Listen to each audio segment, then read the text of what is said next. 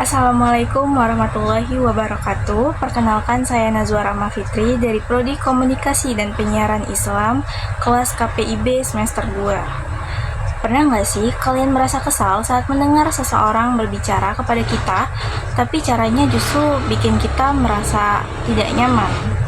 Atau sebaliknya, pernah nggak ada orang yang berkata kepada kita dengan cara yang begitu lembut, sehingga hati kita tersentuh dan ingin berubah dengan sendirinya? Nah, ternyata cara kita menyampaikan pesan itu sangat menentukan apakah orang akan menerima atau menolak apa yang kita katakan.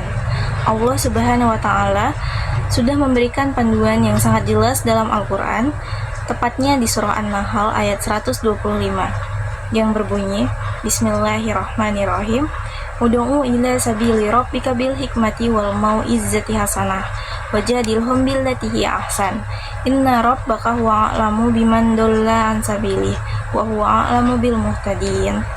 Yang artinya, serulah manusia kepada jalan Tuhanmu dengan hikmah dan pelajaran yang baik, dan bantahlah mereka dengan cara yang baik. Sesungguhnya Tuhanmu dialah yang lebih mengetahui tentang siapa yang tersesat dari jalannya, dan dialah yang lebih mengetahui orang-orang yang mendapat petunjuk. Nah, dari ayat ini teman-teman kita bisa melihat 3 poin penting. Yang pertama yaitu hikmah.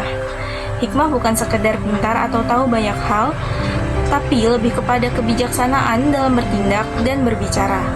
Ini berarti kita harus tahu kapan waktu yang tepat untuk berbicara, kepada siapa yang kita berbicara, dan bagaimana cara yang paling efektif untuk menyampaikan pesan. Dan yang kedua, ada pelajaran yang baik.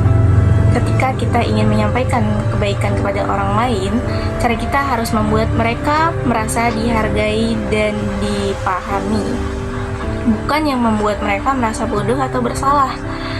Pelajaran yang baik itu yang menginspirasi, bukan yang menjatuhkan. Dan yang ketiga, ada berdialog dengan cara yang lebih baik. Bahkan ketika kita berbeda pendapat dengan seseorang, kita tetap harus menjaga adab dan akhlak kita.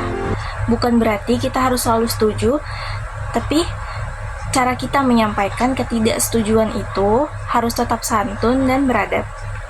Jadi teman-teman, mari kita mulai dari diri kita sendiri sebelum berbicara dan menyampaikan sesuatu.